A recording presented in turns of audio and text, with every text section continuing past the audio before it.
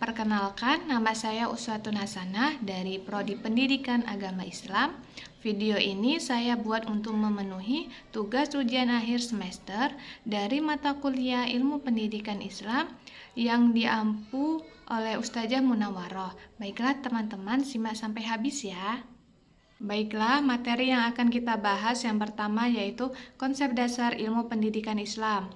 Pendidikan dalam Islam secara bahasa memiliki makna yang sangat varian. Perbedaan ini tidak terlepas dari banyaknya istilah yang muncul dalam Al-Quran dan Al-Hadis sebagai sumber rujukan utama pendidikan Islam yang menyebutkan kata atau kalimat yang memiliki konotasi pendidikan atau pengajaran.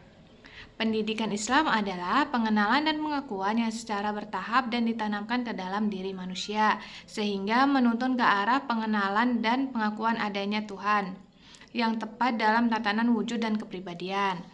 Konsep pendidikan Islam terbagi menjadi 4, yaitu al-tarbiyah, at-ta'lib, ta'dib, dan riyadhah. Pengaruh pendidikan Islam pada karakter peserta didik yaitu pembentukan kepribadian pada diri siswa. Hal ini tercerminkan dalam tingkah laku dan pemikiran dalam kehidupan sehari-hari. Pendidikan agama Islam tidak hanya memenuhi kebutuhan intelektual saja, tetapi dalam aspek menghargai juga, mengamalkan dan menerapkan dalam kehidupan. Kemudian, pendidikan agama Islam bertujuan untuk mengubah seseorang menjadi manusia, mencerminkan ajaran Islam dan didedikasikan untuk Allah. Atau inti dari tujuan pendidikan Islam adalah untuk mendidik manusia. Selanjutnya, selain mempelajari tentang pendidikan dan karakter pada peserta didik, kita juga harus paham apa saja ruang lingkup pendidikan agar mencakup usaha mewujudkan keselarasan dan keseimbangan yang antara lain adalah hubungan manusia dengan Allah, hubungan manusia dengan sesama manusia, hubungan manusia dengan dirinya sendiri, hubungan manusia dengan makhluk lain dan lingkungan alamnya. Dalam ruang lingkup pendidikan agama Islam, terdapat ajaran-ajaran agama Islam yang diterapkan dalam pendidikan agama Islam, diantaranya akidah, syariah, dan akhlak. Selain ruang lingkup, kita juga akan menilai karakter peserta didik mulai dari hubungannya dengan Tuhan atau religius, yaitu pikiran, perkataan, dan tindakan seseorang berdasarkan kepada nilai-nilai ketuhanan dan ajaran agamanya. Setelah kita membahas tentang konsep dasar pendidikan, lalu berlanjut ke pengaruh pendidikan Islam pada karakter peserta didik dan dilanjutkan lagi dengan nilai-nilai karakter anak, kita akan masuk pada implementasi pendidikan, yaitu implementasi pendidikan agama Islam merupakan suatu usaha penanaman akidah Islam kepada anak didik sebagai generasi Islam untuk memahami, menghayati, meyakini kebenaran ajaran Islam serta bersedia mengamalkan nilai-nilai Islam setiap waktu, kapanpun, dan dimanapun berada. Selanjutnya, materi yang kedua, sumber dan dasar ilmu pendidikan Islam. Dasar adalah suatu landasan, tempat berpijak atau berpijaknya sesuatu agar dapat berdirinya dengan kokoh. Dasar suatu bangunan yaitu fundamen yang menjadi landasan bangunan tersebut. Asas adalah satu landasan tempat berpijak agar tegak dan kokoh berdiri. Dasar pendidikan Islam berfungsi menjamin pendidikan itu teguh berdiri agar usaha-usaha yang terlingkup di dalam kegiatan pendidikan mempunyai sumber keteguhan, suatu sumber keyakinan agar jalan menuju tujuan dapat jelas terlihat, tidak mudah dikesampingkan oleh pengaruh-pengaruh luar. Dengan demikian, Dasar pendidikan yaitu segala sesuatu yang bersifat konsep, pemikiran, dan gagasan yang mendasari, melandasi, dan mengasasi pendidikan agar bangunan pendidikan tersebut benar-benar dan memberikan keyakinan bagi orang yang menggunakannya. Maka ia harus memiliki dasar, fundamen, atau asas yang kokoh pula. Jenis-jenis dasar pendidikan Islam menurut Hasan Langgulung bahwa dasar pendidikan Islam terdapat 6 jenis, yaitu historis, sosiologis, ekonomi, politik, administrasi, psikologi, dan filosofis, yang mana ke-6 jenis dasar itu berpusat pada dasar filosofis. Selanjutnya, berdasarkan pada analisis tersebut, maka dalam tulisan ini dasar pendidikan Islam dibagi menjadi 3 bagian, yaitu dasar religius, dasar filsafat, dan dasar ilmu pengetahuan. Sumber dasar pendidikan Islam. Sumber dasar pendidikan Islam identik dengan ajaran Islam, yaitu keduanya berasal dari sumber yang sama, yaitu Al-Quran dan Hadis. Selanjutnya, landasan ini dikembangkan berdasarkan pemahaman para ulama antara lain Al-Quran, hadis atau sunnah Nabi SAW, kata-kata sahabat Nabi atau mazhab sahabi, kemaslahatan masyarakat atau masalihul mursalah, nilai-nilai dan adat istiadat masyarakat atau urf, dan hasil pemikiran muslim atau ijtihad. Selanjutnya, materi yang ketiga, tujuan pendidikan Islam, pendidikan Barat, dan pendidikan nasional atau mencakup perbandingan dan perbedaan. Pendidikan Islam adalah segala usaha untuk memelihara dan mengembangkan fitrah manusia serta sumber daya manusia yang ada padanya menuju terbentuknya manusia seutuhnya atau insan kamil sesuai dengan norma Islam. Tujuan pendidikan Islam merupakan penggambaran nilai-nilai Islam yang hendak diwujudkan dalam pribadi peserta didik pada akhir dari proses kependidikan. Dengan kata lain, tujuan pendidikan Islam ada perwujudan nilai-nilai Islam dalam pribadi peserta didik yang diperoleh dari pendidik muslim melalui proses yang terfokus pada pencapaian hasil atau produk yang berkepribadian Islam yang beriman dan bertakwa kepada Tuhan Yang Maha Esa, berakhlak mulia, sehat, berilmu, cakap, kreatif, mandiri, dan menjadi warga negara yang demokratis serta bertanggung jawab sehingga sanggup mengembangkan dirinya menjadi hamba Allah yang taat dan memiliki ilmu pengetahuan yang seimbang dengan dunia akhirat sehingga terbentuklah manusia muslim paripurna yang berjiwa tawakal secara total kepada Allah Subhanahu wa taala. Selanjutnya, pendidikan Barat. Dalam pendidikan Barat, ilmu tidak lahir dari pandangan hidup agama tentu dan diklaim sebagai sesuatu yang bebas nilai. Namun sebenarnya tidak benar-benar bebas nilai, tapi hanya bebas dari nilai-nilai keagamaan dan ketuhanan. Ilmu yang dikembangkan dalam pendidikan Barat dibentuk dari acuan pemikiran falsafah. Mereka yang dituangkan dalam pemikiran yang tercirikan materialisme, idealisme, sekularisme, dan rasionalisme. Tujuan pendidikan Barat, ada beberapa istilah yang berkaitan dengan kata tujuan antara lain al-niyat, al-iroda, al-khardu, al-qasdu, al-hadab, dan al-ghayah. Tujuan pendidikan Barat melibatkan pengembangan pemahaman konsep universal, penekanan pada pemikiran kritis, pengembangan keterampilan analisis, dan penanaman nilai, seperti kebebasan berpikir, inovasi, dan toleransi. Selanjutnya, yaitu pendidikan nasional adalah pendidikan yang berdasarkan Pancasila dan Undang-Undang Dasar Negara Republik Indonesia tahun 1945 yang berakar pada nilai-nilai agama, kebudayaan nasional Indonesia dan tanggap terhadap tuntunan perubahan zaman. Tujuannya adalah menciptakan masyarakat yang berkualitas, beretika, dan mampu menghadapi tantangan zaman. Persamaan dan perbedaan pendidikan agama Islam, pendidikan Barat, dan pendidikan nasional. Dalam pendidikan Barat, ilmu tidak dapat dilahir dari pandangan hidup tertentu dan agama tertentu.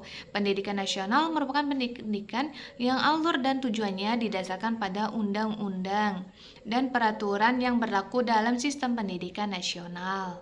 Dan pendidikan Islam berpusat pada wahyu dari ilahi dan sunnah dari Nabi. Allah adalah pencipta manusia, Dia Maha Tahu, Maha teliti atas apa yang diciptakannya.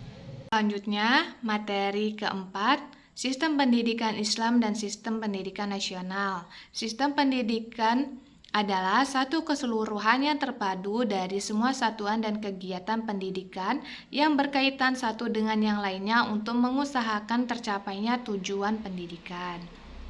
Sistem pendidikan Islam umumnya mencakup aspek keagamaan dengan fokus pada ajaran Islam, sedangkan sistem pendidikan nasional lebih bersifat umum dan mencakup berbagai mata pelajaran tanpa fokus agama tertentu. Sistem pendidikan nasional biasanya mencakup aspek kebangsaan dan patriotisme, sementara pendidikan Islam lebih menekankan pada nilai-nilai keagamaan dan moral dalam konteks Islam. Kedua sistem ini dapat berbeda-beda antara negara-negaranya yang menerapkannya. Dapat disimpulkan bahwa hubungan antara pendidikan Islam dan pendidikan nasional tidak bisa dipisahkan satu sama lain dari kehidupan agama Islam baik dalam keluarga, masyarakat, lebih-lebih di tempat peribadatan seperti langgar, surau, atau masjid yang dikelola oleh seorang petugas yang sekaligus sebagai guru agama. Dalam hal ini dikaitkan dengan konsep penyusunan sistem pendidikan nasional tersebut. Suatu sistem pendidikan nasional harus mementingkan masalah eksistensi umat manusia pada umumnya dan eksistensi bangsa Indonesia khususnya dalam hubungan masa lalu, masa kini, dan kemungkinan perkembangan masa depan. Selanjutnya, materi yang kelima, hubungan pendidikan Islam dengan pendidikan nasional. Hubungan antara pendidikan Islam dengan pendidikan nasional adalah erat satu sama lain. Pendidikan Islam merupakan bagian penting dari sistem pendidikan nasional. Salah satu tujuan pendidikan nasional adalah menjadikan manusia seimbang dari segi intelektual dan pendidikan yang berdasarkan nilai-nilai agama kepada Tuhan Yang Maha Esa. Maka pendidikan Islam sangat berperan dalam mencapai tujuan pendidikan tersebut. Pendidikan Islam di Indonesia dilaksanakan secara terencana dan sistematis untuk mengembangkan potensi peserta didik berdasarkan pada kaidah dan nilai-nilai Islam. Pendidikan Islam tidak hanya mempelajari ilmu agama saja, tetapi sudah berkembang mempelajari ilmu-ilmu lain. Konsep dasar pada pendidikan Islam mengacu pada Al-Quran, hadis, sunnah, dan perilaku Rasulullah untuk dijadikan pedoman dan patokan pedoman hidup. Sedangkan dari segi konsep dasar pendidikan nasional itu sendiri merupakan konsep yang mengacu pada Undang-Undang 1945 dan peraturan perundang-undangan yang telah ada dan digunakan sebagai penunjang dasar komponen pendidikan nasional.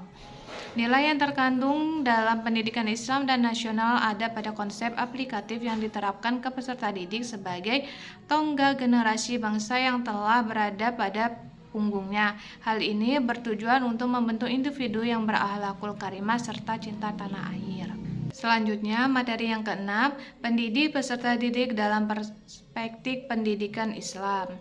Secara umum, pendidik adalah orang yang memiliki tanggung jawab untuk mendidik, sementara itu secara khususnya pendidik dalam perspektif pendidikan Islam adalah orang yang bertanggung jawab terhadap perkembangan peserta didik dengan mengupayakan perkembangan seluruh potensi, baik potensi afektif, kognitif maupun psikologis sesuai dengan nilai-nilai ajaran Islam. Syarat pendidik yaitu pendidik harus beriman, pendidik harus berilmu, pendidik harus mengamalkan ilmunya, pendidik harus adil, pendidik harus berniat ikhlas, pendidik harus berlapang dada. Secara umum, tugas pendidik adalah mendidik. Di samping itu, pendidik juga bertugas sebagai motivator dan fasilitator dalam proses belajar mengajar sehingga seluruh potensi peserta didik dapat teraktualisasi secara baik dan dinamis. Dalam menjadi pendidik, tidak boleh merasa puas atau merasa sudah baik dalam mendidik karena hal itu merupakan tanda bahwa pendidik tersebut tidak mau berproses untuk menjadi lebih baik lagi. Pendidik yang ideal merupakan pendidik yang pada saat bersamaan siap menjadi peserta didik, dengan kata lain menyelam sambil minum air, yaitu bukan hanya bertugas untuk mengajar tetapi juga harus belajar dari setiap kejadian yang terjadi. Selanjutnya, dalam perspektif pendidikan Islam, peserta didik merupakan subjek dan objek. Oleh karena itu, proses kependidikan tidak akan terlaksana tanpa keterlibatan peserta didik di dalamnya. Ia adalah orang yang belajar untuk menemukan ilmu. Karena dalam Islam diyakini ilmu hanya berasal dari Allah, maka seorang peserta didik harus berupaya untuk mendekatkan dirinya kepada Allah dengan senantiasa mensucikan dirinya dan taat kepadanya. Peserta didik salah satu komponen dalam sistem pendidikan Islam. Peserta didik merupakan raw material atau bahan mentah di dalam proses transformasi yang disebut pendidikan, berbeda dengan komponen-komponen lain dalam sistem pendidikan karena kita menerima atau material ini sudah setengah jadi, sedangkan komponen-komponen lain dapat dirumuskan dan sesuai dengan keadaan fasilitas dan kebutuhan yang ada. Peserta didik secara formal adalah orang yang sedang berada dalam fase pertumbuhan dan perkembangan baik secara fisik maupun psikis. Pertumbuhan dan perkembangan merupakan ciri seorang pendidik yang perlu bimbingan dari seorang pendidik. Selanjutnya, materi yang ketujuh, asas-asas dan batas-batas pendidikan Islam. Ilmu pendidikan Islam ialah proses yang dilakukan secara bertahap, berjenjang, terencana, terstruktur, serta terus-menerus tentang pengetahuan dan nilai Islam kepada peserta didik melalui upaya pengajaran, pembiasaan, bimbingan, pengasuhan, pengawasan, dan pengembangan untuk mencapai kesempurnaan hidup. Asas bisa dikatakan sebagai sebuah fondasi atau penopang guna menguatkan posisi dari sebuah pengetahuan. Tanpa dasar atau landasan, sebuah pengetahuan bisa saja akan runtuh karena landasan hukum adalah sebuah batu pijakan atau pedoman rujukan bagi pengetahuan itu sendiri. Asas pendidikan secara umum sendiri terdiri dari 6 asas, yaitu asas historis, asas sosial, asas ekonomi, asas politik, asas psikologis, dan asas filsafat. Asas pendidikan Islam adalah asas perkembangan dan pertumbuhan dalam kehidupan duniawi dan ukhrawiyah, jasmaniyah, dan rohaniyah atau antar kehidupan material dan mental spiritual. Menurut Said Ismail Ali, pendidikan Islam mempunyai 6 landasan, yaitu Al-Quran, Al-Hadis, perkataan sahabat, kemasyarakatan umat atau sosial, nilai-nilai adat kebiasaan masyarakat, dan hasil pemikiran para pemikir Islam. Namun, dari ke-6 landasan itu bisa digabungkan menjadi 3 landasan, yaitu Al-Quran, Al-Hadis, dan Ijtihad. Batas pendidikan Islam adalah kapan pendidikan itu dimulai dan kapan pula berakhirnya pada manusia muslim. Batas-batas artinya yang menjadi ruang lingkup yang menjadi landasan, dasar ataupun batasan serta sumber dari pendidikan Islam. Seperti halnya dengan Islam yang menjadi pokok sumber hukumnya, maka itu pula lah yang menjadi batasan dari ilmu pendidikan Islam. Selanjutnya, materi yang ke-8, pendekatan, strategi, metode, dan teknik dalam pendekatan Islam. Pendekatan pembelajaran dapat diartikan sebagai titik tolak atau sudut pandang kita terhadap proses pembelajaran yang merujuk pada pandangan tentang terjadinya suatu proses yang sifatnya masih sangat umum. Di dalamnya mewadahi, menginspirasi, menguatkan, dan melatari metode pembelajaran dengan cangkupan teoretis tertentu. Sementara itu, Wina Sanjaya 2008 mengungkapkan bahwa strategi pembelajaran adalah suatu kegiatan pembelajaran yang harus dikerjakan guru dan siswa agar tujuan pembelajaran dapat dicapai secara efektif dan efisien. Metode pembelajaran dapat diartikan sebagai cara yang digunakan untuk mengimplementasikan rencana yang sudah disusun dalam bentuk kegiatan nyata dan praktis untuk mencapai tujuan pembelajaran. Teknik pembelajaran dapat diartikan sebagai cara yang dilakukan seseorang dalam mengimplementasikan suatu metode secara spesifik. Selanjutnya, pendekatan metode pendidikan Islam melalui pendekatan agamis, pendekatan biologis, pendekatan psikologis, pendekatan sosiologis. Beberapa strategi belajar mengajar yang dapat diterapkan dalam pembelajaran pendidikan agama Islam dapat diturunkan ke dalam beberapa metode seperti pemberian contoh teladan, pemberian nasihat, pembiasaan, ceramah, tanya jawab, dan diskusi. Sedangkan teknik mengajar dengan pembelajaran konvensional, pembelajaran tanya jawab, pembelajaran demonstrasi, dan pembelajaran diskusi, dan pembelajaran karya wisata. Selanjutnya, materi yang ke-9, komponen media dalam pendidikan Islam dan kurikulum pendidikan Islam. Komponen media pendidikan Islam ialah peserta didik, pendidik, evaluasi, semua ini untuk mencapai tujuan pendidikan agama Islam. Dalam proses pembelajaran yang dilakukan guru seharusnya menggunakan media pembelajaran. Jenis-jenis dan karakteristik media pembelajaran dalam pendidikan agama Islam, media pembelajaran dapat dikelompokkan dalam beberapa jenis, seperti media cetak dan media rancangan. Media visual, audio, dan audiovisual. Kurikulum pendidikan Islam adalah bahan-bahan pendidikan Islam berupa kegiatan, pengetahuan, dan pengalaman yang dengan sengaja dan sistematis diberikan kepada anak didik dalam rangka mencapai tujuan pendidikan Islam. Kurikulum pendidikan Islam meliputi 3 masalah yang sangat penting, yaitu masalah keimanan atau akidah, masalah keimanan atau syariah, dan masalah ihsan atau akhlak. Kurikulum pendidikan Islam bertujuan menanamkan kepercayaan dalam pemikiran dan hati generasi muda, pemulihan akhlak dan membangunkan jiwa rohani. Ia juga bertujuan untuk memperoleh pengetahuan secara kontinu, gabungan pengetahuan dan kerja, kepercayaan dan akhlak serta penerapan amalan teori dalam hidup. Selanjutnya, materi yang ke-10, pengembangan materi dan evaluasi dalam pendidikan Islam. Materi pembelajaran pendidikan agama Islam adalah aktivitas yang sistematis dan direncanakan sebelumnya dengan baik dengan materi ajar pendidikan agama Islam, Al-Quran, hadis, dan lain-lain untuk disampaikan kepada peserta didik di kelas.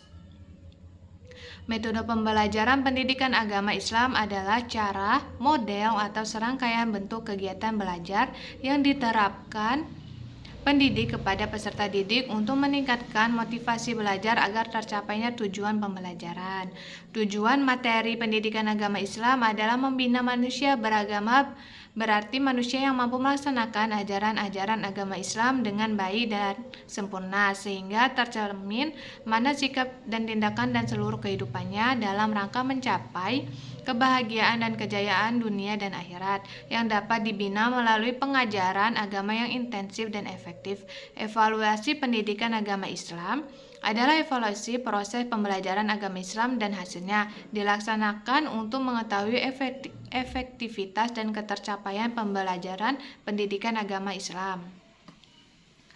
Selanjutnya, pengembangan materi pembelajaran khususnya yang berbasis teknologi seperti Kuiper School mencerminkan adaptasi terhadap perkembangan zaman. Namun, evaluasi tetap menjadi kunci dalam memastikan keberhasilan proses pendidikan Islam. Evaluasi tidak hanya sebagai alat pengukur pencapaian tetapi juga sebagai instrumen untuk memberi muatan nilai sesuai dengan prinsip-prinsip Islami.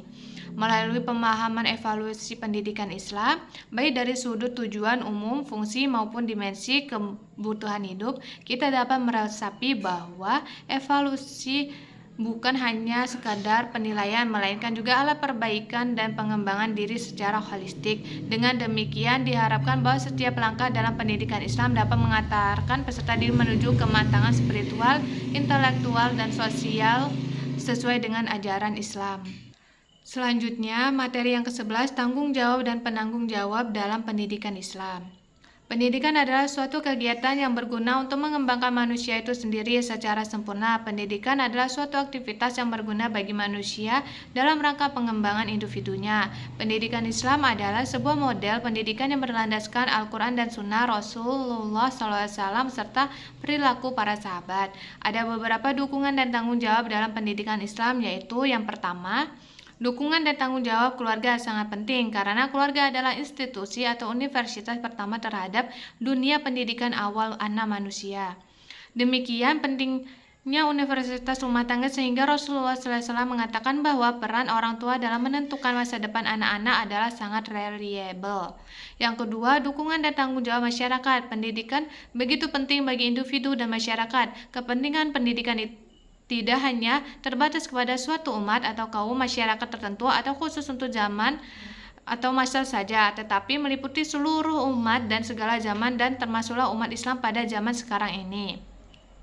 Oleh karena itu, wajib bagi masyarakat Islam, pemimpin dan para ulama serta intelektual memberikan perhatian penuh terhadap kelangsungan pendidikan anak bangsa. Masyarakat merupakan universitas kedua bagi pendidikan anak. Karena itu, kepedulian masyarakat dalam memantau gerakan setiap anak adalah merupakan tanggung jawab bersama.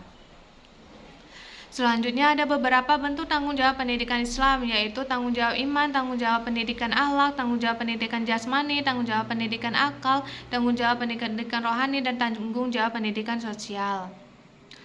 Selanjutnya, penanggung jawab pendidikan Islam, yaitu yang pertama, penanggung jawab pendidikan orang tua. Pendidikan berjalan dengan baik, maka penanggung jawab pertama dan utama bagi anak didik di dalam keluarga adalah orang tua. Tugas dan tanggung jawab orang tua kepada anak yaitu menanamkan akidah, menanamkan nilai sosial, dan setiap orang tua harus berupaya agar anaknya tumbuh secara wajar dan baik, lepas dari berbagai ikatan, tekanan batin dan jiwa, supaya mereka merasakan ketenangan, kesenangan dan kesejukan dalam mengikuti irama perkembangan dan pertumbuhannya sehingga mereka merasakan kebahagiaan hidup bersama orang tuanya. Yang kedua, tenaga pendidik sama halnya dengan orang tua. Tenaga pendidik juga memiliki tanggung jawab atas berlangsungnya proses pendidikan dan pengajaran. Oleh karena itu, pada hakikatnya tenaga pendidik tersebut merupakan orang tua sesudah orang tua kandung. Sebagaimana halnya orang tua, para pendidik selalu berada dalam proses interaksi edukatif dalam lingkungan pendidikan. Ia memiliki kedudukan dan peran sentral dalam proses pembelajaran, terutama di sekolah. Bahkan irama interaksi edukatifnya sengaja didesain sedemikian rupa, sistematis dan metodologis dalam rangka mempermudah peserta didik dan menyerap ilmu yang diberikan. Yang ketiga, pemerintah. Pemerintah merupakan penanggung jawab pendidikan agar pendidikan di Indonesia berjalan dengan lancar. Selanjutnya, materi yang ke-12, sistem pendidikan Islam di Indonesia dan permasalahannya. Yang pertama, sistem pendidikan Islam adalah seperangkat unsur yang terdapat dalam pendidikan yang berorientasi pada ajaran Islam yang saling berkaitan sehingga membentuk satu kesatuan dalam mencapai satu tujuan. Sistem adalah suatu cara dan langkah yang tersusun secara terpadu untuk dapat digunakan dan dilaksanakan dalam suatu usaha dengan baik dan teratur. Yang kedua, komponen sistem pendidikan Islam. Komponen sistem pendidikan Islam sama halnya sistem pendidikan pada umumnya dan terdapat 6 komponen yang dapat digunakan, yaitu komponen tujuan, komponen pendidik, komponen siswa, komponen isi atau materi, komponen metode, dan komponen lingkungan pendidikan. Yang ketiga, keistimewaan sistem pendidikan Islam. Islam adalah agama paripurna. Dalam pendidikan pun Islam sungguh unggul dan tidak ada yang dapat mengunggulinya. Siapapun yang menelaah sistem pendidikan di dalam Islam akan melihat banyak keistimewaan. Yang keempat, sistem pendidikan Islam di Indonesia yaitu sekolah, madrasah, pesantren, pendidikan tinggi Islam, dan majelis taklim. Yang kelima, permasalahan sistem pendidikan Islam di Indonesia. Permasalahan sistem pendidikan Islam di Indonesia salah satunya dikarenakan oleh terjadinya penyempitan terhadap pemahaman pendidikan Islam yang hanya berkisar pada aspek kehidupan ukhrawi yang terpisah dengan kehidupan duniawi, atau aspek kehidupan rohani yang terpisah dengan kehidupan jasmani. Oleh karena itu, akan tampak adanya perbedaan dan pemisahan antara yang dianggap agama dan bukan agama, yang sakral dengan yang profan, antara dunia dan akhirat. Selanjutnya, materi yang ke-13, periodisasi pendidikan Islam. Sejarah pendidikan Islam. Sejarah pendidikan Islam merupakan keterangan perkembangan dan pertumbuhan pendidikan Islam, baik dari sisi konsep, ide, institusi, maupun operasionalnya sejak zaman Nabi Muhammad SAW hingga saat ini. Secara garis besar, Harun Nasution membagi sejarah Islam ke dalam 3 periode, yaitu periode klasik, pertengahan, dan modern. Kemudian perinciannya dapat dibagi menjadi 4 masa, yaitu yang pertama, masa hidupnya Nabi Muhammad SAW 571 sampai 632 Masehi. Yang kedua, masa khalifah yang keempat, Khulafaur Rasyidin, Abu Bakar, Umar, dan Utsman. Yang ketiga, masa kekuasaan Umayyah di Damaskus 661 sampai 750 Masehi. Yang keempat, masa jatuhnya kekuasaan Khalifah di Baghdad tahun 1250 Masehi sampai sekarang. Selanjutnya, pendidikan Islam dalam periode klasik 650 sampai 1250 Masehi. Yang pertama, pendidikan Islam di masa Nabi Muhammad SAW atau 571 sampai 632 Masehi.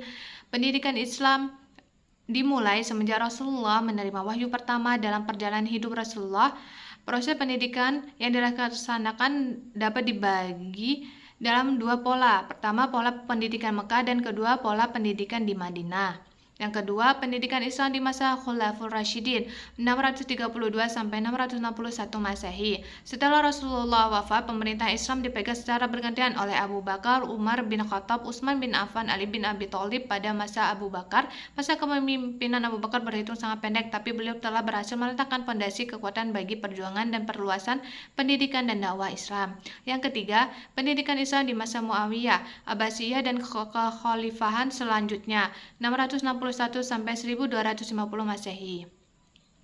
Dengan berakhirnya masa Khulafaur Rasyidin, mulailah kekuasaan Bani Umayyah. Adapun kemajuan pendidikan dan peradaban Abbasiyah mencapai kemajuan terutama pada Khalifah Al-Mahdi 775 sampai 785 Masehi, dan puncak kejayaan terutama pada masa Khalifah Al-Mahdi, dan puncak popularitasnya baru setelah pemerintah Harun al-Rasyid 750 sampai 809 Masehi dan diteruskan putranya Al-Ma'mun 813 sampai 833 Masehi. Yang C. Pendidikan Islam dalam periode pertengahan atau 1250 sampai 1800 Masehi. Kemunduran zaman ini berlangsung sekitar 250 tahun. Kemunduran ini diawali dengan hancurnya Baghdad oleh Khulakohan. Yang kedua, zaman tiga kerajaan besar. Tiga kerajaan besar yang dimasukkan adalah Kerajaan Utsmani di Turki 1290 sampai 1924 Masehi, Kerajaan Safawi di Persia 1501 sampai 1736 Masehi, dan Kerajaan Maghon di India 1526 sampai 1858. Pada masa Kerajaan Utsmani, pendidikan mengalami kemunduran. Kali ini dikarenakan banyak ulama dan guru-guru yang hanya mempelajari kaidah-kaidah ilmu, agama, dan bahasa Arab, serta sedikit mempelajari ilmu berhitung dan ilmu miqat yang di periode modern 1800 Masehi sampai sekarang. Periode ini merupakan zaman kebangkitan Islam. Ekspedisi Napoleon di Mesir yang berakhir pada tahun 1801 Masehi membuka mata dunia Islam akan kemunduran umat Islam. Di samping kemajuan Barat, Rajab dan pemuka-pemuka Islam mulai berpikir untuk mengembalikan balance of power yang telah pincang dan membahayakan Islam. Selanjutnya, materi ke-14, pendidikan Islam di era revolusi industri 4.0 dan di era merdeka belajar. Pendidikan Islam di era revolusi pendidikan Islam adalah suatu sistem kependidikan yang mencakup seluruh aspek kehidupan yang dibutuhkan oleh hamba Allah, sebagaimana Islam telah menjadi pedoman bagi seluruh aspek kehidupan manusia. Revolusi industri adalah perubahan besar dan radikal terhadap cara manusia memproduksi barang. Perubahan besar ini tercatat sudah terjadi 3 kali, dan saat ini kita sedang mengalami revolusi industri yang keempat. Tantangan pada dunia pendidikan dalam menghadapi industri 4.0 adalah penanaman nilai-nilai pendidikan yang perlu dikembangkan. Yang B, di era merdeka belajar. Merdeka belajar adalah kebijakan yang cukup relevan dan dianggap sebagai solusi saat ini yang tepat dijalankan. 4 pokok pelaksananya adalah terkait ujian sekolah berstandar nasional, asesmen RPP, dan penerimaan peserta didik baru. Dalam perspektif hiperrealitas, pendidikan Islam sebagai sebuah realitas belum sepenuhnya dapat secara otonom membuat distingsi sendiri terhadap konsep merdeka belajar. Padahal secara konseptual, lembaga pendidikan Islam juga tidak kalah hebatnya dengan lembaga pendidikan lainnya. Pesantren sebagai lembaga tertua di Indonesia sesungguhnya telah terlebih dahulu menjalankan konsep merdeka belajar. Baiklah, yang terakhir yaitu kesimpulan. Mempelajari ilmu pendidikan Islam membawa manfaat dalam memahami prinsip-prinsip pendidikan yang sesuai dengan ajaran Islam. Hal ini dapat membentuk karakter, moral, dan etika siswa sesuai dengan nilai-nilai Islam, serta memperkuat pemahaman terhadap ajaran agama secara menyeluruh. Mungkin sekian presentasi dari saya. Jika ada kesalahan, saya mohon maaf, dan kepada Allah saya mohon ampun. Saya akhiri. Wassalamualaikum warahmatullahi wabarakatuh.